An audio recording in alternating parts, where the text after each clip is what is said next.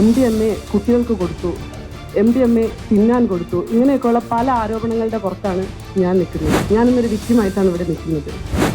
എന്നിട്ട് എൻ്റെ ബ്ലഡ് ടെസ്റ്റിന് റിപ്പോർട്ട് ചെയ്യാൻ വേണ്ടിയിട്ട് വിളിക്കുന്നു, അത് ചലഞ്ച് ചെയ്തുകൊണ്ട് വിളിക്കുന്നു. ഞാൻ ആ സമയത്ത് എടുത്ത ബ്ലഡ് എൻ്റെ MDMA ഉപയോഗിച്ചിട്ടില്ല എന്നുള്ളതിൻ്റെ റിപ്പോർട്ടാണ്. അവിടെ കമ്മീഷൻ ഓഫീസിൽ ഒരു പരാതി കിടപ്പുണ്ട്. ഇത് രണ്ടാമത് ഞാൻ കൊടുത്തതാണ്. കാരണം ഇതെൻ്റെ ത്രട്ടുമായിട്ട് ബന്ധപ്പെട്ടിട്ട് ഞാൻ കൊടുത്ത പരാതിയാണ്. ഇവർ ആദ്യം തുടങ്ങുന്നത് ഇവരുടെ അക്കൗണ്ട് ഹാക്കായി എന്ന് പറഞ്ഞൊരു 9 weeks പ്രഗ്നൻസിൻ്റെ ഒരു ഫോട്ടോ ഇട്ടുകൊണ്ടാണ് തുടങ്ങുന്നത്. അതിൻ്റെ പുറകിൽ ഇവർ മുഖ്യമന്ത്രിക്ക് ഒരു പരാതി കൊടുത്തു. അതൊരു കള്ളപ്പരാതിയാണ്. ഈ സൊസൈറ്റിക്ക് മുമ്പിൽ സജിന കൊണ്ടുവന്ന ആ വോയിസ് റെക്കോർഡ് ഒരു മൈനറായിട്ടുള്ള 17 വയസ്സ് ആയിട്ടുള്ള ഒരു കുട്ടിയുടെ വോയിസ് റെക്കോർഡായിരുന്നു. എല്ലാവർക്കും നമസ്കാരം. ഞാനിന്ന് ഇവിടെ വളരെ പ്രധാനപ്പെട്ട ഒരു കാര്യം പറയാൻ വേണ്ടിയിട്ടാണ് വന്നത്. ഇന്ന് എന്നെ ചോദ്യം ചെയ്ത് നിൽക്കുന്ന ഒരു അവസ്ഥയാണ്. അതെന്തെന്ന് വെച്ച് കഴിഞ്ഞാൽ, കേരളത്തിൻ്റെ മാരക ലഹരിയായിട്ടുള്ള MDMA അടിച്ചു, MDMA ക്യാരിയറാണ്, MDMA കുട്ടികൾക്ക് കൊടുത്തു, MDMA തിന്നാൻ കൊടുത്തു, ഇങ്ങനെയൊക്കെയുള്ള പല ആരോപണങ്ങളുടെ പുറത്താണ് ഞാൻ നിൽക്കുന്നത്. ഇവിടുത്തെ തൂഫാൻ്റെ ഭാഗമായിട്ട് ഇവിടെ നടക്കുന്ന ഒരുപാട് നല്ല കാര്യങ്ങളുണ്ട്. അപ്പം അതിൻ്റെ ഒരു സമയം ഇങ്ങനെ തീവ്രമായിട്ടിരിക്കുന്ന സാഹചര്യത്തിൽ ആരുടെ മേലിലും എന്ത് ആരോപണവും നടത്താം. അതിൻ്റെ മേലിൽ ഒരു ആരോപണം കിട്ടിയാൽ മതി, അത് മീഡിയയ്ക്ക് ചർച്ച ചെയ്യാം എന്നുള്ളതിൻ്റെ പുറത്ത് ഞാനിന്നൊരു വിക്ടിമായിട്ടാണ് ഇവിടെ നിൽക്കുന്നത്. എൻ്റെ കുടുംബത്തിൻ്റെയും എൻ്റെയും സുരക്ഷ ഉറപ്പ് നൽകിയ സാഹചര്യത്തിൽ ഞാൻ ഇരിക്കുന്നതിൽ എനിക്ക് ഭയങ്കര വലിയൊരു അഭിമാനമുണ്ട്. കാരണം ഞാൻ ഈ വിഷയവുമായി ബന്ധപ്പെട്ട് ഞാൻ കേരളത്തിൻ്റെ പ്രധാനപ്പെട്ട മുഖ്യമന്ത്രി, അതുപോലെ ഹോം മിനിസ്റ്റർ, അതുപോലെ തന്നെ എക്സൈസ് വകുപ്പ് മന്ത്രി, ഇവരെയൊക്കെ ഞാൻ കാണുകയുണ്ടായി. അവിടെ നിന്നൊക്കെ അവരെനിക്ക് തിരിച്ചു തന്ന ഒരു ഉറപ്പും ഒരു വിശ്വാസവുമാണ് ഞാനിവിടെ അഭിമാനത്തോടുകൂടി ഇരിക്കുന്നത്. എന്നാൽ തന്നെയും എന്നെ സംബന്ധിച്ചിടത്തോളം വിഷയത്തിൻ്റെ തുടങ്ങുന്നത് 16-ാം തീയതിയുടെ അന്ന് മറുനാടൻ മലയാളി എന്ന് പറയുന്ന ചാനലിനകത്ത് ഒരു തംബ്നെയിലോട് കൂടി എനിക്കെതിരെ ഈ പറഞ്ഞ മാരകമായിട്ടുള്ള MDMA ഉപയോഗിച്ചു എന്ന് പറഞ്ഞ് ഒരു തംബ്നെയിലും എൻ്റെ ഫോട്ടോയും അതുപോലെ തന്നെ സജിന നടത്തിയ പരാമർശവും, MDMA ഉപയോഗിച്ചു, അവരുടെ വീട്ടിൽ വന്നു, അവരുടെ ആളുകളുമായിട്ട് ബിഗ് ബോസിലെ കണ്ടസ്റ്റൻസ് ഉണ്ടായിരുന്നു, എന്നിട്ട് എൻ്റെ ബ്ലഡ് ടെസ്റ്റിന് റിപ്പോർട്ട് ചെയ്യാൻ വേണ്ടിയിട്ട് വിളിക്കുന്നു, അത് ചലഞ്ച് ചെയ്തുകൊണ്ട് വിളിക്കുന്നു. എൻ്റെ ബ്ലഡ് ടെസ്റ്റ് നടത്തണം, എൻ്റെ ഹെയർ ടെസ്റ്റ് നടത്തണം, അല്ലെങ്കിൽ എൻ്റെ MDMA ഞാൻ ഉപയോഗിച്ചില്ല എന്ന് പ്രൂവ് ചെയ്യുന്ന ടെസ്റ്റ് നടത്തണം എന്ന് പറഞ്ഞ് ആദ്യം ഒരു വീഡിയോ ഇടുന്നു. രണ്ടാമതൊരു വീണ്ടും വന്നിട്ട് അതൊക്കെ വിട്, നീ ടെസ്റ്റ് റിപ്പോർട്ട് ടെസ്റ്റ് നടത്ത്. ഇതിൻ്റെ പുറത്ത് ഈ സ്റ്റേറ്റ്മെൻറ്റുകളൊക്കെ അടിസ്ഥാനത്തിൽ എനിക്ക് വന്നത് മാരകമായ സൈബർ ബുള്ളിങ് ആണ്. എന്നെ സംബന്ധിച്ചിടത്തോളം എനിക്കൊരു 16 വർഷങ്ങളായിട്ട് ഞാൻ കേരളത്തിലെ സാമൂഹ്യ കലാ രാഷ്ട്രീയ ഇടങ്ങളിൽ പ്രവർത്തിക്കുന്ന ഒരു സാമൂഹ്യ പ്രവർത്തകയാണ്. ഞാൻ എൻ്റെ പ്രൊഫഷൻ പോലും മാറ്റിവെച്ചും ഞാനൊരു സാമൂഹ്യ പ്രവർത്തക എന്ന ലേബിൾ തന്നെയാണ് ഞാൻ അറിയപ്പെടാനും ആഗ്രഹിക്കുന്നത്. ഞാൻ ചെയ്തുകൊണ്ടിരിക്കുന്ന പണികളും ഏറ്റവും കൂടുതൽ അതാണ്. കേരളത്തിലെ മൈനോറിറ്റികളായിട്ടുള്ള മനുഷ്യർക്ക് വേണ്ടിയിട്ടും ഇവിടുത്തെ ലിംഗലൈംഗിക ന്യൂനപക്ഷങ്ങളായിട്ടുള്ള ആൾക്കാർക്ക് വേണ്ടിയിട്ടും സ്ത്രീകൾക്ക് വേണ്ടിയിട്ടും കുട്ടികൾക്ക് വേണ്ടിയിട്ടൊക്കെ സംസാരിക്കുന്ന ഒരാളാണ് ഞാൻ. എൻ്റെ അഭിപ്രായങ്ങൾ ഞാൻ എല്ലായിടത്തും തുറന്നു പറഞ്ഞിട്ടുമുണ്ട്. പക്ഷേ ഇങ്ങനെ ഞാൻ നിലകൊള്ളുമ്പോഴും എൻ്റെ പ്രതികരണ മനോഭാവം കൊണ്ടോ എൻ്റെ അഗ്രസീവ്നെസ് കൊണ്ടോ എന്നെ കുറ്റപ്പെടുത്തുന്നതോ എന്നെ വിമർശിക്കുന്നതിലോ എനിക്ക് തെറ്റില്ല. പക്ഷേ ഇത്രയും വലിയൊരു അലിഗേഷൻ എനിക്കെതിരെ വെക്കുമ്പോൾ ഞാൻ സമൂഹത്തിൻ്റെ മുമ്പിൽ ഞാനത് പ്രൂവ് ചെയ്യേണ്ട ബാധ്യത എനിക്ക് വന്നിരിക്കുകയാണ്. ഇത് അന്ന് എന്നെ വെല്ലുവിളിച്ചെങ്കിലും ഞാൻ കുറേയൊക്കെ ചലഞ്ച് ചെയ്തുകൊണ്ട് നിന്നെങ്കിലും ഞാൻ ആ സമയത്ത് എടുത്ത എൻ്റെ MDMA ഉപയോഗിച്ചിട്ടില്ല എന്നുള്ളതിൻ്റെ റിപ്പോർട്ടാണ് ഇത് ഞാൻ സെൽഫായിട്ട് എടുത്താണ്. ഇത് വേണമെന്നുണ്ടെങ്കിൽ ഇത് DDRCയിലാണ് ചെയ്തത്. ഇതിൻ്റെ ആക്സസ് നമ്പറും കാര്യങ്ങളൊക്കെ എൻ്റെ കയ്യിലുണ്ട്. എൻ്റെ അടുത്ത് ചോദിച്ചാൽ ഞാൻ തരാം. ഇതിൻ്റെ ഭാഗമായിട്ട് പൊതുസമൂഹം വെല്ലുവിളിച്ചതിൻ്റെ ഭാഗമായിട്ട് എൻ്റെ വീട്ടിൽ റെയ്ഡ് ഉണ്ടായി. എക്സൈസ് കമ്മീഷണറുടെ റെയ്ഡാണെന്ന്. ആ റെയ്ഡിൽ ക്ലിയർ ചീട്ടാണ് എനിക്ക് തന്നേക്കുന്നത്. എൻ്റെ വീട്ടിൽ നിന്ന് വ്യാജനൊന്നും കിട്ടിയിട്ടില്ല എന്നുള്ള ക്ലിയർ ചീട്ട് എന്നെ ഉൾപ്പെടെ പരിശോധിച്ച് ക്ലിയർ ചീട്ട് നൽകി. പക്ഷെ അവരുടെ ഭാഗത്തു നിന്ന് വേറെ റോങ് ആയിട്ടുള്ള ഒന്നും തന്നെ സംഭവിച്ചിട്ടില്ല. അവരൊക്കെ വളരെ നല്ല രീതിയിൽ തന്നെയാണ് ഇടപെട്ടിട്ട് പോയത്. ഞാൻ നല്ല രീതിയിൽ തന്നെയാണ് അവരുടെ അടുത്ത് കോപ്പറേറ്റ് ചെയ്തതും. പക്ഷേ ഇത്തരത്തിലൊരു കാര്യം സംഭവിക്കുമ്പോൾ നമുക്കുണ്ടാകുന്ന ആത്മാഭിമാന പ്രശ്നമുണ്ട്. നാളെയും ഒരാൾക്കെതിരെയും ഇതുപോലെ ഒരു വ്യാജ ആരോപണമോ അലിഗേഷനോ വരുമ്പോൾ ആരും പേടിച്ച് പിന്മാറാതെ അവരവരെ പ്രൂവ് ചെയ്യാൻ വേണ്ടിയിട്ട് മാക്സിമം ശ്രമിക്കുക എന്നുള്ളതാണ്. 2.5 ആഴ്ചയായിട്ട് ഞാൻ എൻ്റെ ജോലികളൊന്നും ചെയ്യാൻ പറ്റാതെ ഞാൻ കോടതിയിലും കേസും കാര്യങ്ങളുമായിട്ട് നടക്കുകയാണ്.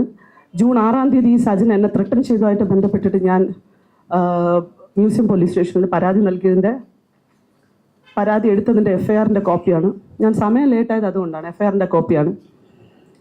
ഇത് കൂടാതെ എനിക്കുള്ള വലിയ ത്രെറ്റനിങ് എന്തെന്ന് വെച്ച് കഴിഞ്ഞാൽ, ഞാൻ മുന്നേ കൊടുത്ത രാഷ്ട്രീയപരമായിട്ട് എനിക്കുണ്ടായ അലിഗേഷനെതിരെയൊക്കെ കൊടുത്തിരിക്കുന്ന പരാതികളുടെ പ്രതികളെ ഇവർ കോർഡിനേറ്റ് ചെയ്തുകൊണ്ട് എൻ്റെ പാസ്റ്റ് ഹിസ്റ്ററിയിൽ എൻ്റെ ചൈൽഡ്ഹുഡിൽ നടന്ന എൻ്റെ വിവാഹം അവിടെ നിന്ന് തുടങ്ങി അവരുടെ ഫാമിലി തുടങ്ങി ബാക്കിയുള്ള എല്ലാ പ്രതികളെയും, അതായത് ഞാൻ കൊടുത്ത പരാതിയിലെ പ്രതികളെല്ലാവരും കോർഡിനേറ്റ് ചെയ്തുകൊണ്ട് എനിക്ക് കൊട്ടേഷൻ ഉണ്ടായി. 23-ാം തീയതി തന്നെ രാത്രി വലിയ തോതിലുള്ള ഫോണിൽ വിളിച്ചിട്ട് എന്നെ പുറത്തേക്ക് ഇറങ്ങി വരാനും എന്നെ വെട്ടിക്കീറുമെന്നും പറഞ്ഞിട്ട് 2014 ഞാൻ കേസ് കൊടുത്ത പ്രതി എന്നെ വിളിച്ച് ഭയങ്കരമായിട്ട് പ്രശ്നമുണ്ടാക്കി. ഞാൻ അപ്പം തന്നെ മ്യൂസിയം പോലീസ് സ്റ്റേഷനിൽ വിളിച്ചറിയിച്ചു. അവരപ്പം തന്നെ അയാളെ വിളിച്ചപ്പോൾ പോലീസുകാരെ വിളിച്ചു അയാൾ. അപ്പോൾ അവർക്ക് മനസ്സിലായി ശരിക്കും എനിക്ക് ത്രെട്ടൻ ഉണ്ടെന്നുള്ളത്. അങ്ങനെ അവരെൻ്റെ വീട്ടിൽ വന്ന് എനിക്ക് കാവൽ നിന്നു. ഈ പോലീസുകാരുടെ ഒരു സപ്പോർട്ട് ഉള്ളത് കൊണ്ടിട്ട് എനിക്കൊന്നും തന്നെ സംഭവിച്ചില്ല. പിറ്റേ ദിവസം ഞാൻ FIR ഇടാൻ വേണ്ടി കേസ് കൊടുക്കുകയും FIR ഇടുകയും ചെയ്തു. ഞാൻ ആദ്യം തന്നെ 16-ാം തീയതി തന്നെ സജിന എനിക്കെതിരെ നടത്തിയ പരാമർശവുമായിട്ട് ബന്ധപ്പെട്ടിട്ട് ഞാൻ കമ്മീഷണർക്ക് കൊടുത്ത പരാതിയുടെ കോപ്പിയാണിത്. അവിടെ കമ്മീഷൻ ഓഫീസിൽ ഒരു പരാതി കിടപ്പുണ്ട്. ഇത് രണ്ടാമത് ഞാൻ കൊടുത്തതാണ്. കാരണം ഇതെൻ്റെ ത്രെട്ടനുമായിട്ട് ബന്ധപ്പെട്ടിട്ട് ഞാൻ കൊടുത്ത പരാതിയാണ്. കമ്മീഷൻ ഓഫീസിൽ കൊടുത്തതിൻ്റെ ഭാഗമായിട്ട് തന്നെ അവർ അതിവേഗം തന്നെ ആ കാര്യങ്ങളിൽ ഒരു അന്വേഷണം നടത്തുകയും എനിക്ക് നീതി കിട്ടുമെന്നുള്ള പ്രതീക്ഷയിൽ ഞാൻ ഇരിക്കുകയാണ് ഈ വിഷയത്തിൽ. അതുപോലെ ഞാൻ കോടതിയിൽ എൻ്റെ അഡ്വക്കേറ്റ് മുരളി സാറാണ്, വള്ളക്കടവ് മുരളി സാറാണ്. സാറിൻ്റെ കയ്യിൽ ഞാൻ ഡിഫമേഷൻ സ്യൂട്ട് ഫയൽ ചെയ്യാൻ വേണ്ടിയിട്ട് കൊടുത്തിട്ടുണ്ട്. ഇത് ഇവർക്ക് എൻ്റെ അടുത്ത് ഉണ്ടാകുന്ന ഒരു പ്രശ്നം, ശരിക്കും ഈ സജനയ്ക്ക് എൻ്റെ അടുത്ത് ഉണ്ടായ ഇഷ്യൂ എന്ന് പറയുന്നത്, റസുൽ പൂക്കുട്ടി സജന 2 പേര് തമ്മിലുള്ള ബന്ധം, അവരുടെ വളരെ പേഴ്സണലായിട്ടുള്ള ബന്ധം, അത് സമൂഹ മാധ്യമങ്ങളിൽ അവർ തന്നെ പബ്ലിഷ് ചെയ്തിട്ട് സജന തന്നെ പബ്ലിഷ് ചെയ്തിട്ട് ആ വിഷയം സോഷ്യൽ മീഡിയ ചർച്ചയായ സമയത്ത് അതിൽ നിന്നൊന്ന് മറയ്ക്കാൻ വേണ്ടിയിട്ടാണ് എന്നെ കരുവാക്കിക്കൊണ്ട് ഈ വിഷയം അവരെനിക്കെതിരെ ഇട്ടത്. അതിനൊരു റീസൺ ഉണ്ടായത്, റസുൽ പൂക്കുട്ടിയുടെ ഭാര്യ ഈ വിഷയം അറിഞ്ഞു കഴിഞ്ഞാൽ ഉണ്ടാവുന്ന പ്രശ്നത്തെ പറ്റിയിട്ടും അവർക്കൊപ്പമേ നിൽക്കാൻ പറ്റുള്ളൂ എന്നുള്ള രീതിയിലുള്ള സ്റ്റാൻഡ് ഞാൻ എടുത്തതിൻ്റെ പേരിലാണ് എനിക്ക് ഇത്രയും വലിയൊരു അലിഗേഷൻ ഉണ്ടായത്. അവരുടെ പ്രൈവസികളിൽ ബന്ധപ്പെടുന്ന ഒരാളെ അല്ല ഈ റസുൽ പൂക്കുട്ടി എന്ന് പറയുന്ന ആൾ. ഈ സ്ത്രീയുമായി ബന്ധപ്പെട്ടിട്ടുള്ള പല പ്രശ്നങ്ങളുമായി ബന്ധപ്പെട്ടിട്ട് അവരുടെ സൂയിസൈഡൽ അറ്റംപ്റ്റിന് ശ്രമിക്കുക, അവർ പലതരത്തിലുള്ള മാനിപ്പുലേഷൻ കാണിക്കുക, ഇതുമായിട്ടൊക്കെ ബന്ധപ്പെട്ടിട്ട് അവർ പെട്ടെന്നൊരു സഹായം എന്നുള്ള നിലയിലാണ് നമ്മളെയൊക്കെ വിളിച്ചിട്ടുണ്ടായിരുന്നത്. അങ്ങനെ മാത്രമാണ് ഈ സ്ത്രീയായിട്ടുള്ള എനിക്കുള്ള ബന്ധം പോലും നടക്കുന്നത്. ഇവർ ആദ്യം തുടങ്ങുന്നത് ഇവരുടെ അക്കൗണ്ട് ഹാക്കായി എന്ന് പറഞ്ഞൊരു 9 weeks പ്രഗ്നൻസിൻ്റെ ഒരു ഫോട്ടോ ഇട്ടുകൊണ്ടാണ് തുടങ്ങുന്നത്. അതിൻ്റെ പുറകിൽ ഇവർ മുഖ്യമന്ത്രിക്ക് ഒരു പരാതി കൊടുത്തു. അതൊരു കള്ളപ്പരാതിയാണ്. അത് മുഖ്യമന്ത്രിയോട് തന്നെ കണ്ട സമയത്തും സാറിൻ്റെ അടുത്ത് പറഞ്ഞു, സാർ അവർ തന്ന പരാതിന്മേൽ സാർ അന്വേഷണം നടത്തണമെന്ന്. കാരണം എന്ന് വെച്ചാൽ അവരുടെ അക്കൗണ്ട് ഹാക്കായെന്നും അവരുടെ സുഹൃത്തുക്കൾ എല്ലാവരും ചേർന്ന് ചതിക്കുകയാണെന്നും പറയണം അവർ പരാതി കൊടുത്തത്. ജനങ്ങളുടെ കണ്ണിൽ പൊടിയിടാൻ വേണ്ടിയിട്ട് അത്ര വലിയൊരു ഫേക്കാണ് ആ സ്ത്രീ കാണിച്ചിട്ടുള്ളത്. ഒരാളും വന്ന് പറയില്ലല്ലോ സാർ ഞങ്ങൾക്കെതിരെ കൊടുത്ത പരാതി സാർ സ്റ്റാൻഡ് ഓൺ ചെയ്യണം. ഞാൻ പറഞ്ഞു സാർ അവർ തന്ന പരാതി അത് കാണിക്കണമെന്ന് പറഞ്ഞു. അതുപോലെ തന്നെ അവർ പറഞ്ഞു അവരുടെ അക്കൗണ്ട് ഹാക്കായത് തിരിച്ചു പിടിച്ചു കൊടുത്തത് ഷാലു എന്ന് പറഞ്ഞിട്ട് ഒരു സോഷ്യൽ മീഡിയ ഇൻഫ്ലുവൻസർ ആണെന്ന് പറഞ്ഞു. അപ്പം അവർ അതെങ്ങനെയാണ് തിരിച്ചെടുത്ത് കൊടുത്തത് എന്നുള്ളത് പറയാൻ ബാധ്യസ്ഥയാണ്. അങ്ങനെ ഹാക്കായിട്ടുണ്ടെന്നുണ്ടെങ്കിൽ അപ്പോൾ ചിലപ്പോൾ അവരുടെ കയ്യിൽ നിന്ന് സംഭവിച്ചാലോ, നമുക്കറിയില്ലല്ലോ, അതെന്തായാലും നോക്കണം. അപ്പം പിന്നെ ഉള്ളതെന്ന് വെച്ചാൽ ഓക്കെ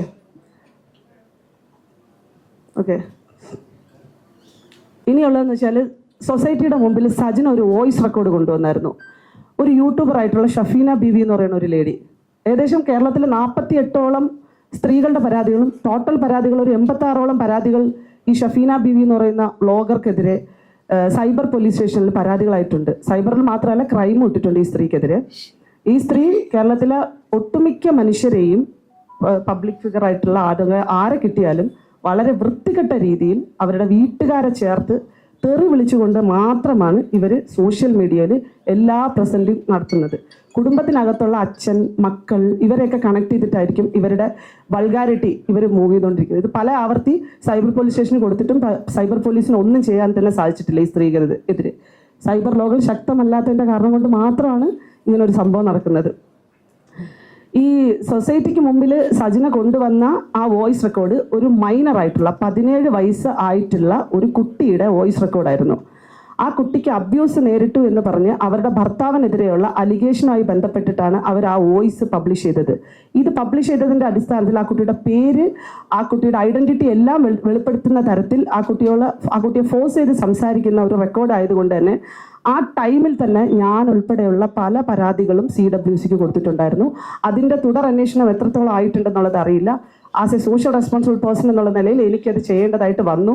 പ്രത്യേകിച്ച് എൻ്റെ വിഷയങ്ങളും കൂടെ നടക്കുന്ന സാഹചര്യത്തിൽ ഇത് പലതരത്തിലും നമുക്കെതിരെയും അലിഗേഷനായിട്ട് വരാനുള്ള സാധ്യത ഉള്ളത് കൊണ്ടിട്ടാണ് ഈ ഒരു വിഷയത്തെ പറ്റിയിട്ട് ഞാൻ ഇതാക്കിയത്. ഇന്ന് ഞാനിവിടെ എൻ്റെ നിരപരാധിത്വം തെളിയിക്കുന്നതിനോടൊപ്പം തന്നെ ഞാൻ ഇവിടെ വന്ന് പൈസ കൊടുത്ത് ഞാനിവിടെ വന്ന് ഇരിക്കുന്ന എന്തിനെന്ന് വെച്ച് കഴിഞ്ഞാൽ നാളെ ഒരു തരത്തിലും കള്ളപ്പരാതികളും കള്ള അലിഗേഷനുമായിട്ട് അല്ലെങ്കിൽ കള്ളത്തരത്തിലൂടെ മൂവ് ചെയ്യുന്ന ഒരു കാര്യത്തിനെ പറ്റിയിട്ടും പെട്ടെന്ന് ആലോചിച്ച് പേടിക്കാതെ സധൈര്യം മുന്നോട്ട് വന്ന് നമ്മൾ തെറ്റ് ചെയ്തിട്ടില്ല എന്ന് ഉറപ്പുണ്ടെന്നുണ്ടെങ്കിൽ നമ്മളുടെ നിരപരാധിത്വം നമ്മൾ തെളിയിച്ച് തന്നെ ഇവിടെ നിന്ന് പോകണം. അതാണ് നമ്മൾ ഇപ്പോഴത്തെ സാമൂഹ്യ പരിസ്ഥിതി എന്ന് പറയുന്നത്. ഈ ഒരു വിഷയം ഇവിടെ അവതരിപ്പിക്കാൻ വേണ്ടിയിട്ടാണ് എൻ്റെ പത്രസമ്മേളനം ഉണ്ടായിരുന്നത്. കേട്ടുകൊണ്ടിരുന്ന എല്ലാവർക്കും നന്ദി. Thank you so much.